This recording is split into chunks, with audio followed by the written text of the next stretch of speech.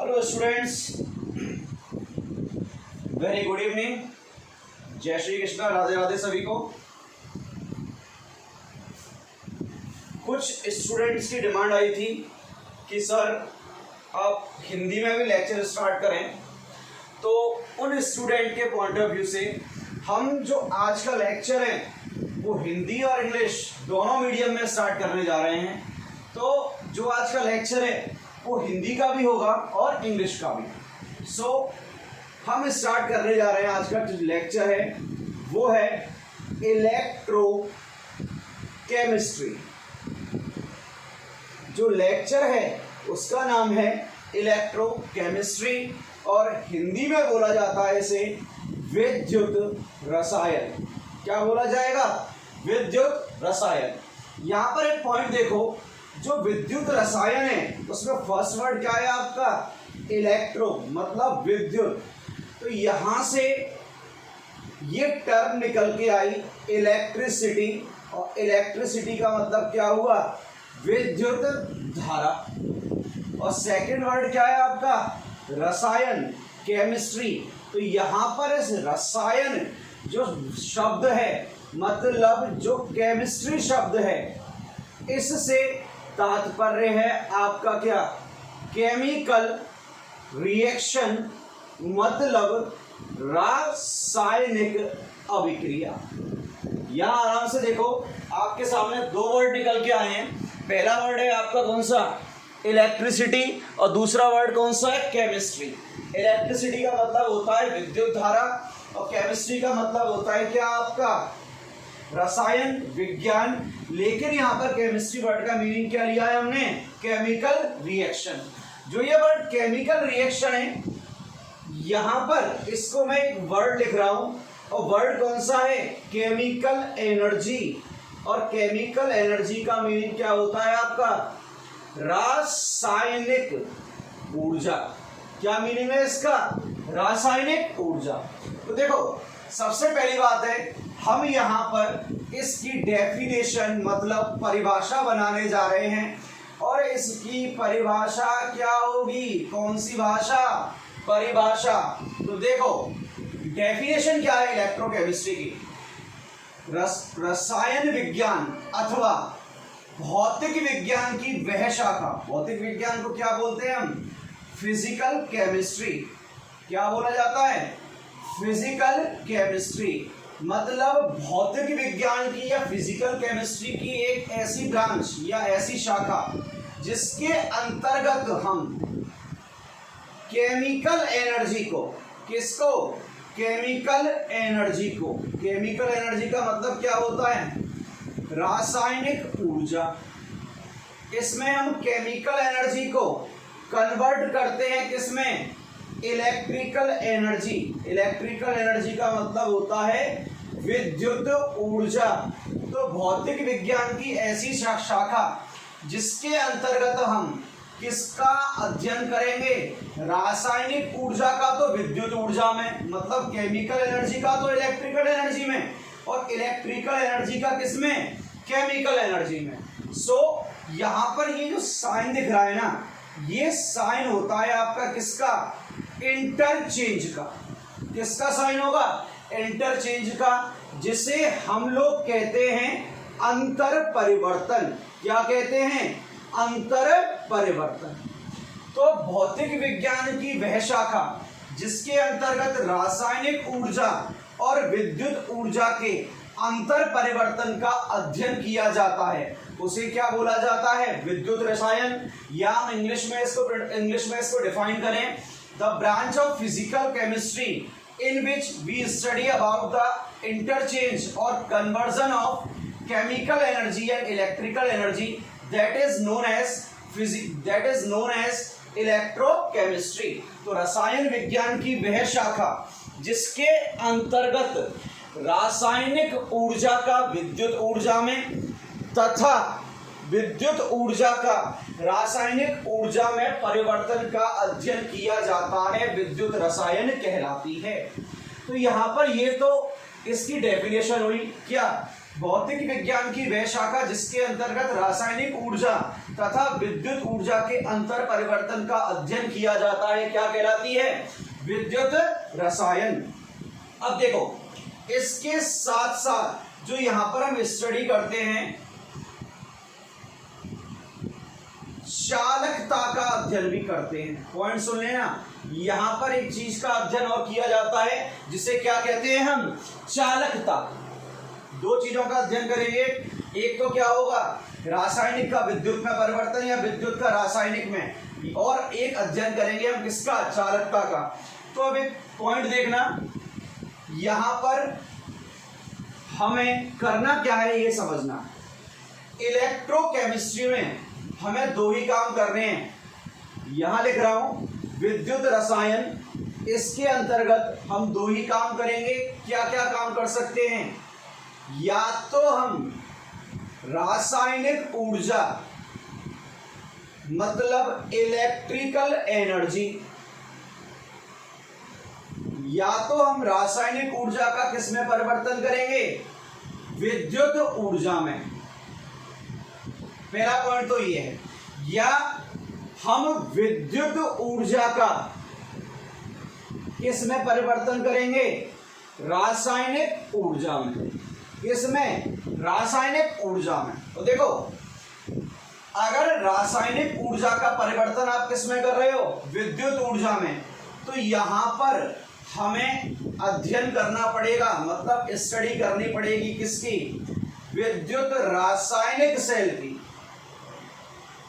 किसका अध्ययन करेंगे? विद्युत रासायनिक सेल का, जिसे आप क्लास 11th में थोड़ा बहुत पढ़ के आ चुके हो, और इसे बोला जाता है इलेक्ट्रोकेमिकल सेल और ECE, electrochemical cell, sorry ECC।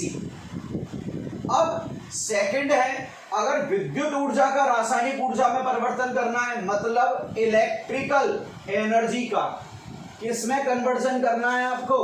Chemical energy में कन्वर्जन करना है। तो इसके लिए आपको बेटा जी स्टडी करनी पड़ेगी किसकी? विद्युत अपघटनी सेल की।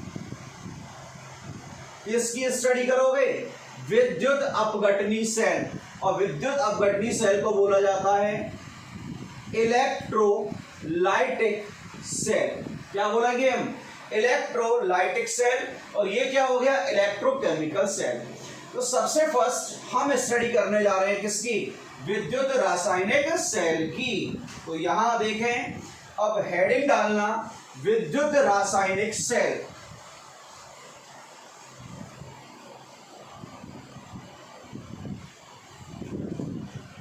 हेडिंग डालें विद्युत रासायनिक सेल, और it is also called electrochemical cell. सबसे पहले कुछ पॉइंट हैं, उनको देखेंगे हम। जो विद्युत रासायनिक सेल है वो आपकी एक स्पॉन्टेनियस प्रोसेस होती है। कौन सी प्रोसेस होगी? Spontaneous process. और स्पॉन्टेनियस प्रोसेस का मतलब क्या होता है हिंदी में? स्वतः प्रक्रम। क्या होता है? स्वतः प्रक्रम।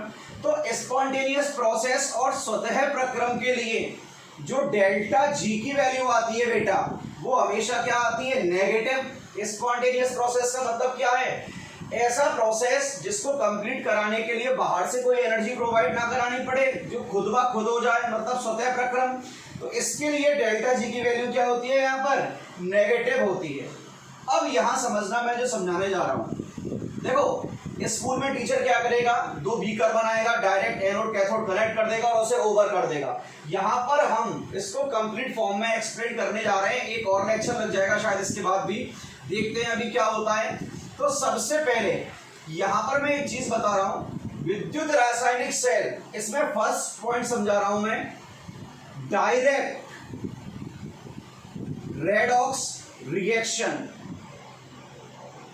मतलब प्रत्यक्ष रेडॉक्स अभिक्रिया।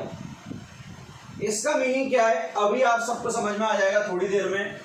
यहां देखो, सबसे पहले मैंने एक बीकर बना दिया।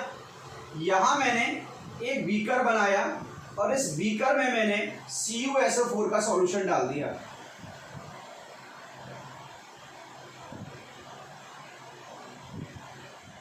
CuSO4 सॉल्यूशन किसका विलयन है? कॉपर सल्फेट का। और कॉपर सल्फेट के विलयन का कलर क्या होता है? सबको अच्छी तरह पता है, नीला रंग, ब्लू कलर होता है।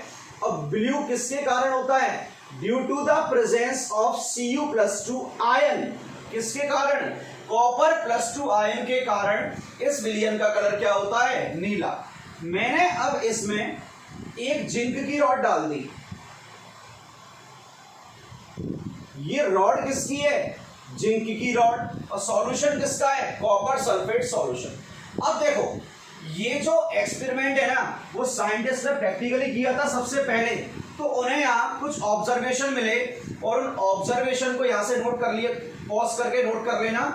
उन ऑब्जर्वेशन को, मतलब जो ऑब्जर्वेशन आए थे उनको मैं ऊपर लिख रहा हूं। सबसे पहला जो ऑब्जर्वेशन आया कि जब जिंक की रॉड को इस सॉल्यूशन में डाल दिया तो उन्होंने देखा जिंक रॉड का जो वेट था, मतलब जो भार था, वो रिड्यूस हुआ। रिड्यूस होने का मतलब क्या है? भार कम हुआ। सबसे पहला उन्होंने ये देखा। सेकंड पॉइंट जो उन्होंने देखा कि विलयन का जो नीला कलर था, जो ब्लू कलर ऑफ सॉल्यूशन था, मतलब जो विलयन का नीला कलर था वो फेड अप हो गया, मतलब खराब होता चला गया। इसको कहते हैं फेड्स, मतलब खराब होता चला गया, मतलब नीला था वो हल्का नीला होता चला गया। सेकंड उन्होंने ये देखा, थर्ड पॉइंट, कि रेडिश ब्राउन, समझना ये इंपॉर्टेंट है, इनको स्कूल में कोई नहीं बताता या कोचिंग में इजीली नहीं बताते। यहां जो है वो रेडिश ब्राउन कलर का प्रेसिपिटेट, मतलब अवक्षेपण प्रतीत होता है या प्राप्त होता है। जो नीचे की तरफ है ना, यहां पर लाल भूरे रंग का, रेडिश मतलब लाल, ब्राउन मतलब भूरा, लाल भूरा, भूरा मत समझ लेना सर, भूरा समझ के खा जाए क्या। यहां पर लाल भूरे रंग का एक अवक्षेपण प्राप्त होता है। यहां पर ऑब्जर्वेशन पहला मिला, दूसरा मिला, तीसरा मिला, एक और मिला कि इस विलयन के तापमान में वृद्धि हुई, मतलब ये विलयन गर्म हो गया। अब देखो, ये तीन ऑब्जर्वेशन मिले। आखिर ऐसा क्यों हुआ कि जिंक रॉड का वेट रिड्यूस हुआ? तो देखो, मैंने आपको ये बोला था कि ये प्रक्रम प्रत्यक्ष रेडॉक्स अभिक्रिया है। सबसे पहला सुनना, मैंने इसको क्या बोला था? प्रत्यक्ष रेडॉक्स अभिक्रिया है। दिमाग में सेट कर लेना, समझ में आएगा। अब एक चीज देखो, मैंने यहां पर आपको एक पॉइंट और बोला था कि ये जो प्रक्रम है वो स्पॉन्टेनियस होता है, मतलब स्वतः होता है। पॉइंट सुनना, ये प्रक्रम स्वतः स्पॉन्टेनियस होता है। यहां पर कोई एक्सटर्नल फील्ड या फोर्स या मैग्नेटिक इलेक्ट्रिक फील्ड प्रोवाइड नहीं कराने पड़ेंगे। जैसे ही आपने इसको इसमें डाला तो जो Zn है, जिंक की रॉड है सॉलिड, ये कन्वर्ट हो जाएगा किसमें? Zn+2 एक्वस में। और क्या डोनेट करेगा? 2 इलेक्ट्रॉन। जो जिंक की रॉड है वो 2 इलेक्ट्रॉन डोनेट करके किसमें कन्वर्ट हो जाएगी? Zn+2 में। तो यहां से ये कन्वर्ट हो गई Zn+2 में। तो आपके इलेक्ट्रॉन्स कहां आ गए? सॉल्यूशन में। कहां आ गए? सॉल्यूशन में। और सॉल्यूशन में क्या है? कॉपर +2 और SO4 -2। भाई सॉल्यूशन किसका है? CuSO4 का। तो यहां क्या होगा?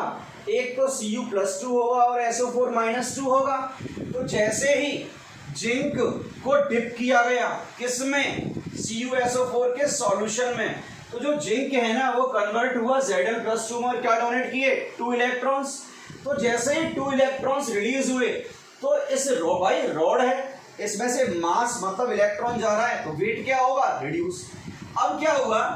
जो ब्लू कलर है सॉल्यूशन का वो फेड अप क्यों हो गया? देखना, ब्लू कलर जो होता है वो किसके कारण होता है? कॉपर +2 आयन के कारण होता है भाई। कलर कौन सा होगा? ब्लू। किसके कारण? कॉपर +2। अब ये कॉपर +2 क्या करेंगे? इन 2 इलेक्ट्रॉन्स को गेन कर लेंगे। तो किस में कन्वर्ट हो गया ये? कॉपर सॉलिड में। भाई पहले क्या थे? कॉपर +2 एफिशिएंट थे, सफिशिएंट थे, मतलब एक्सेस में थे। धीरे धीरे वो 2 इलेक्ट्रॉन गेन करेंगे तो कॉपर +2 के अमाउंट में क्या होगी? यहाँ पर कमी होगी। और कमी होगी तो सॉल्यूशन का जो ब्लू कलर है वो धीरे धीरे करके डाउन होता जाएगा, मतलब फेड अप होता जाएगा। तो फर्स्ट रीजन जिंक रॉड का वेट रिड्यूस क्यों हुआ? इलेक्ट्रॉन रिलीज हुए। Blue colour of solution fed up हुआ, मतलब खराब क्यों हुआ? क्योंकि 2 इलेक्ट्रॉन गेन किए। अब बात आती है ये रेडिश ब्राउन मतलब लाल भूरे रंग के अवक्षेपण क्यों प्राप्त हुए? इन अवक्षेपण मतलब प्रेसिपिटेट की प्राप्ति किससे हो रही है? कॉपर सॉलिड से। So due to the copper solid मतलब कॉपर सॉलिड के कारण वी ऑब्टेन हमें प्राप्ति होती है precipitate of reddish brown colour. Precipitate of reddish brown colour मतलब जो कॉपर सॉलिड है ना उसके कारण हमें लाल भूरे रंग का अवक्षेपण प्राप्त होता है। किस रंग का? लाल भूरे रंग का अवक्षेपण। किसकी प्राप्ति होगी? लाल भूरे रंग के अवक्षेपण की क्या होगी यहाँ पर? प्राप्ति। तो देखो जिंक रॉड है, ठीक है, जिंक रॉड का वेट रिड्यूस होता है। क्यों रिड्यूस हुआ? क्योंकि 2 इलेक्ट्रॉन रिलीज कर दिए, मुक्त कर दिए। ब्लू कलर है वो फेड अप हो जाता है, मतलब हल्का होता जाता है। क्यों? क्योंकि वो 2 इलेक्ट्रॉन गेन करके कॉपर सॉलिड में कन्वर्ट हो जाता है। भाई जैसे ही 2 इलेक्ट्रॉन गेन करेगा तो धीरे धीरे करके यहाँ कॉपर +2 की अमाउंट की क्वांटिटी मतलब मात्रा कम होती जाएगी। और भाई कॉपर +2 के कारण ही तो क्या था? ब्लू था। जब कॉपर +2 ही कम हो गए आपके तो कलर भी क्या होगा? डाउन होता जाएगा। और जैसे ही कॉपर में कन्वर्ट हुआ तो यहाँ रेडिश ब्राउन कलर के प्रेसिपिटेट प्राप्त होंगे। यहां पर देखो जैसे ही डाला आफ्टर सम टाइम, यहां कुछ समय बाद क्या हो रहा है वो देखना आप। आफ्टर सम टाइम ये आपका बीकर था, बीकर में आपका हमने सॉल्यूशन फिलअप किया हुआ था। सॉल्यूशन किसका था? कॉपर सल्फेट का। धीरे धीरे करके ये इलेक्ट्रॉन डोनेट कर रहा है तो इसका साइज भी क्या होता जाएगा? धीरे धीरे करके कम होता जाएगा। साइज भी क्या होगा? कम होगा। भाई वेट रिड्यूस हुआ तो साइज कम होता जाएगा। तो देखो कितनी पतली हो गई है। और यहां पर लाल भूरे रंग का क्या प्राप्त होगा? अवक्षेपण प्राप्त होगा। तो देखो ये चीज आपकी बुक में प्रोवाइड नहीं कराई हुई, लेकिन आप अगर ढंग से समझना चाहते हैं तो आपको इसको पूरे को देखना पड़ेगा। जब पूरे को देखोगे तभी आपको समझ में आएगा, उससे पहले समझ में आने वाला नहीं है। तो इधर देखो मैंने आपको एक शब्द बोला था, इसको नोट कर लेना कंप्लीट को पॉज करके। मैंने आपको एक शब्द बोला था यहां पर, और शब्द था क्या? डायरेक्ट रेडॉक्स रिएक्शन, और इसको कहते हैं हम प्रत्यक्ष रेडॉक्स अभिक्रिया। हमने ऐसा क्यों बोला? तो सबसे पहले ये देखो, ये अभिक्रिया, ये रिएक्शन इसी कंटेनर में हो रही है और ये रिएक्शन भी इसी कंटेनर में हो रही है। Zn ने 2 इलेक्ट्रॉन लूज किए, -2 इलेक्ट्रॉन, और जब कोई इलेक्ट्रॉन लूज करता है तो उसका ऑक्सीडेशन मतलब ऑक्सीकरण होता है। ऑक्सीडेशन मतलब क्या होगा? ऑक्सीकरण। और यहां पर इसने 2 इलेक्ट्रॉन गेन किए हैं +2 इलेक्ट्रॉन, और जब कोई इलेक्ट्रॉन ग्रहण करता है तो उसका रिडक्शन, रिडक्शन का मतलब होता है क्या होता है? उसका अपचयन होता है। तो देखो यहां पर ऑक्सीकरण और अपचयन, सुन लेना, यहां पर ऑक्सीकरण और अपचयन दोनों प्रोसेस कहां हो रही हैं? एक ही कंटेनर में हो रही हैं। यहां पर ऑक्सीकरण और अपचयन दोनों एक ही कंटेनर में हो रही हैं। तो अगर सुनना, if redox reaction is going to be held थोड़ी बहुत इंग्लिश समझने की कोशिश करना भाई हिंदी मीडियम वाले। Is going to be held in a single container, in a single container, then it is known as direct redox reaction. Junior chemistry का bill भी आ चुका है यहां पर। सुनो, अगर no no no 2 3 no 2 3 no know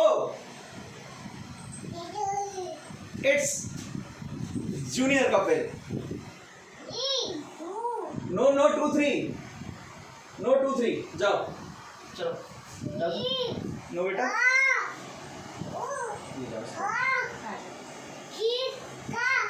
if redox reaction is going to be held in single container, अगर रेडॉक्स रिएक्शन एक ही कंटेनर पे हो रही है, सुनना, अगर रेडॉक्स रिएक्शन एक ही कंटेनर में हो रही है तो उस अभिक्रिया को डायरेक्ट रेडॉक्स रिएक्शन कहते हैं। पॉइंट सुन लेना ढंग से। अगर रेडॉक्स अभिक्रिया, ये पूरी रेडॉक्स अभिक्रिया है, वो एक ही कंटेनर में हो रही है तो उसको हम डायरेक्ट रेडॉक्स रिएक्शन कहते हैं। क्या कहते हैं? Direct redox reaction. दोबारा बता रहा हूं, अगर रेडॉक्स अभिक्रिया एक ही पात्र में, मतलब एक ही कंटेनर में हो रही है, किसमें? एक ही कंटेनर में हो रही है, तो उसे डायरेक्ट रेडॉक्स रिएक्शन कहते हैं, मतलब प्रत्यक्ष रेडॉक्स अभिक्रिया कहा जाता है। माइंड में सेट कर लेना इस पॉइंट को। If redox reaction is going to be held in a single container, then it is called प्रत्यक्ष रेडॉक्स अभिक्रिया और डायरेक्ट रेडॉक्स रिएक्शन। तो ये बात तो हुई डायरेक्ट रेडॉक्स रिएक्शन की। अब देखो, साइंटिस्ट ने सोचा यार कि यहां पर जब रेडॉक्स रिएक्शन हो रही है तो इलेक्ट्रॉन का ट्रांसफर तो हो रहा होगा। सुनना, ऐसा नहीं है कि गैल्वेनिक सेल की डिस्कवरी ऐसे कर दी। साइंटिस्ट के माइंड में आया कि भाई यहां पर रेडॉक्स अभिक्रिया हो रही है तो इसका मतलब इलेक्ट्रॉन का ट्रांसफर भी हो रहा होगा, क्यों ना हम इस प्रोसेस का यूज करके करंट प्रोड्यूस कर दें। तो उन्होंने क्या किया समझना, उन्होंने दो कंटेनर लिए, वो सेपरेट थे। इससे पहले जो प्रोसेस थी उसमें कंटेनर क्या थे? एक ही। यहां पर कंटेनर क्या है? सेपरेट। अगर कंटेनर सेपरेट लिए यहां पर, तो जो फर्स्ट कंटेनर है, मतलब पहला पात्र है, जो पहला बीकर है, पहले बीकर में मैंने डिप कर दी Zn रॉड। फर्स्ट में क्या डिप की है मैंने?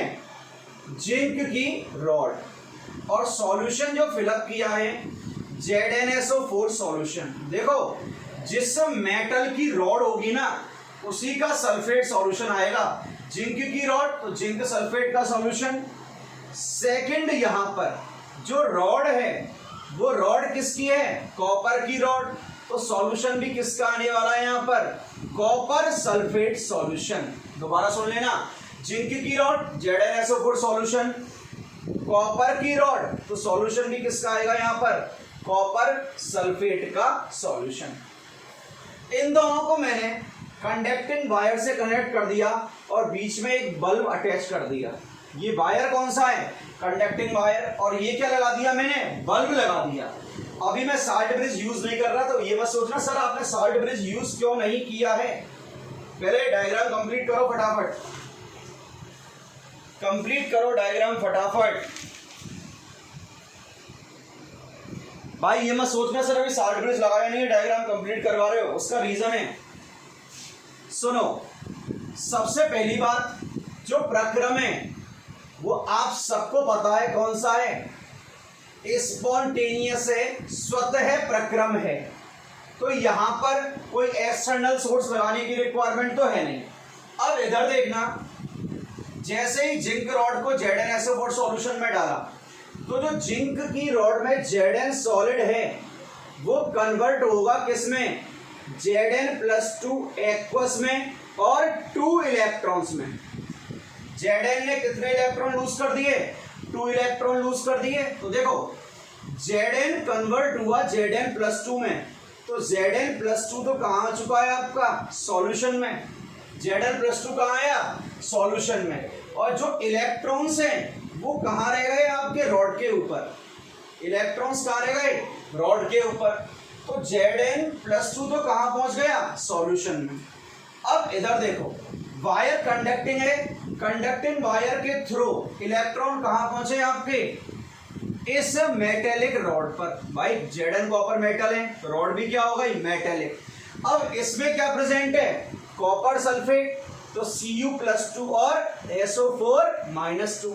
तो ये Cu+2 क्या करेगा इन 2 इलेक्ट्रॉन्स को गेन करेगा, तो Cu+2+2 इलेक्ट्रॉन।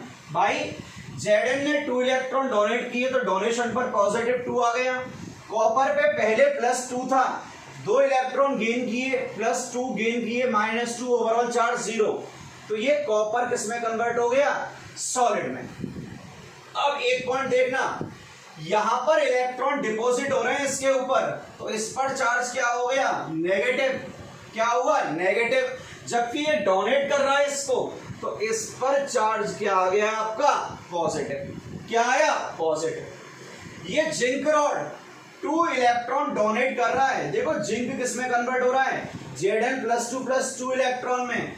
तो इस रॉड का क्या हो रहा है ऑक्सीकरण मतलब ऑक्सीडेशन, और कॉपर +2 गेन कर रहा है, तो यहां पर इसका क्या हो रहा है रिडक्शन। क्या हो रहा है रिडक्शन। अब एक पॉइंट और देखो, इलेक्ट्रॉन का फ्लो एनोड टू कैथोड हो रहा है। ये क्या होता है एनोड, ये क्या होगा एनोड, और ये क्या हो गया आपका कैथोड। इलेक्ट्रॉन्स का फ्लो, इलेक्ट्रॉन्स का जो फ्लो हो रहा है यहां इलेक्ट्रॉन्स का फ्लो जो हो रहा है वो है एनोड से कैथोड। तो करंट का जो फ्लो होगा वो होगा कैथोड टू एनोड। भाई इलेक्ट्रॉन कहां गए एनोड से कैथोड, तो करंट कहां से कहां आएगा कैथोड से एनोड। ये हो गया फ्लो। अब एक पॉइंट सुनना, हम बात करें एट इनिशियली मतलब प्रारंभ में। इनिशियल का मतलब क्या होता है प्रारंभ में। एट इनिशियली प्रारंभ में क्या था मतलब स्टार्टिंग पॉइंट में ZnSO4 का सॉल्यूशन है, जितने Zn+2 होंगे उतने ही क्या हो जाएंगे SO4-2। भाई दोनों क्या हैं equivalent. Same here the Cu+2 will be similar to the SO4-2। तो जितने Zn+2 उतने SO4-2, तो जितने कॉपर +2 उतने ही SO4-2। अब कुछ समय बाद क्या हुआ आफ्टर सम टाइम, कुछ समय बाद क्या हो रहा है यहां देखना, ये Zn+2 कहां चुका है सॉल्यूशन में। तो Zn+2 की क्वांटिटी बढ़ेगी भाई, मात्रा किसकी बढ़ेगी Zn+2 पहले से भी है और आ चुका है। सो यहां पर जो Zn+2 हैं वो किससे ज्यादा हो गए आपके SO4-2 से ज्यादा हो चुके हैं। भाई Zn+2 का अमाउंट किससे ज्यादा हो गया SO4-2 से। तो ये बताओ पॉजिटिव वैल्यू नेगेटिव से ज्यादा है तो आपका सॉल्यूशन क्या होगा पॉजिटिवली चार्ज। सॉल्यूशन क्या होगा पॉजिटिवली चार्ज सॉल्यूशन, मतलब विलयन पर कौन सा आवेश होगा आपका धनावेश। कौन सा आवेश होगा धनावेश। जबकि इधर क्या होगा ये कॉपर +2 किस में कन्वर्ट हो रहा है कॉपर में। किस में कन्वर्ट हो रहा है कॉपर में कन्वर्ट हो रहा है। तो Cu+2 का अमाउंट क्या होगा धीरे धीरे डिक्रीज हो जाएगा। तो धीरे धीरे डिक्रीज होगा तो यहाँ पर पॉजिटिव क्वांटिटी जो होगी वो नेगेटिव से कम हो जाएगी। भाई पहले कॉपर +2 था वो न्यूट्रल हो गया, तो कॉपर +2 के अमाउंट में डिक्रीमेंट हुआ कम हुआ, तो Cu+2 किससे कम हो गया SO4-2 से कम हो गया। तो यहां पर जो सॉल्यूशन पर चार्ज होगा, सॉल्यूशन पर जो चार्ज होगा वो होगा नेगेटिव, मतलब विलयन पर कौन सा आवेश होगा ऋणावेश। तो देखो इस प्रोसेस में एनोड पर तो चार्ज क्या है नेगेटिव, एनोड पर क्या आ रहा है नेगेटिव, लेकिन सॉल्यूशन पर चार्ज क्या आ रहा है आपका पॉजिटिव। उल्टा है, सॉल्यूशन पे जो चार्ज होगा उसका अपोजिट चार्ज होता है बेटा किस पर आपके इलेक्ट्रोड पर। तो सॉल्यूशन पॉजिटिव तो इलेक्ट्रोड नेगेटिव, और इलेक्ट्रोड क्या है आपका पॉजिटिव, तो सॉल्यूशन क्या हो गया आपका नेगेटिव। अब देखो कुछ समय बाद यहाँ पर पॉजिटिव अमाउंट इतना ज्यादा हो जाएगा कि ये नेगेटिव को यहाँ नहीं जाने देगा, मतलब सेल काम करेगी नहीं। भाई यहाँ पॉजिटिव आता जा रहा है, पॉजिटिव आता जा रहा है, पॉजिटिव आता जा रहा है, इतना ज्यादा पॉजिटिव आ गया कि वो यहाँ से इलेक्ट्रॉन को बाहर निकलने ही नहीं दे रहा। सपोज करो कि ना कहीं पर एक घर है और उस घर में 50 आदमी है और एक सांप है, तो 50 आदमी एक सांप को बाहर निकलने ही नहीं देंगे भाई, वहीं की वहीं मार देंगे ना उस सांप को, या नहीं मार देंगे भाई। 50 आदमी एक सांप है, उसको वहीं की वहीं मार देंगे। और अगर 50 सांप और 50 आदमी हो जाए तो भाई सारे के सारे आदमी भग जाएंगे, बोले नहीं सर हम तो सपेरा हैं, उसको पकड़ लेंगे। तो देखो यहाँ पर पॉजिटिव चार्ज धनावेश इतना ज्यादा हो रहा है कि नेगेटिव को यहाँ से आगे जाने नहीं दे रहा। जब नेगेटिव यहाँ जाएगा ही नहीं तो करंट इधर आएगा ही नहीं। तो इस प्रॉब्लम को ओवरकम करने के लिए यहाँ पर हम यूज करते हैं एक इक्विपमेंट का, और उस इक्विपमेंट को बोलते हैं हम क्या, साल्ट ब्रिज। उस इक्विपमेंट को बोलते हैं हम क्या, साल्ट ब्रिज, मतलब लवण सेतु। क्या बोला जाता है, लवण सेतु। अब देखो इस साल्ट ब्रिज से क्या होता है, इस साल्ट ब्रिज में मैंने यहां पर डाल दिया उठा के KCl साल्ट। क्या डाल दिया, KCl। ऐसे नहीं डालेंगे, नेक्स्ट लेक्चर में बताऊंगा कैसे डालेंगे।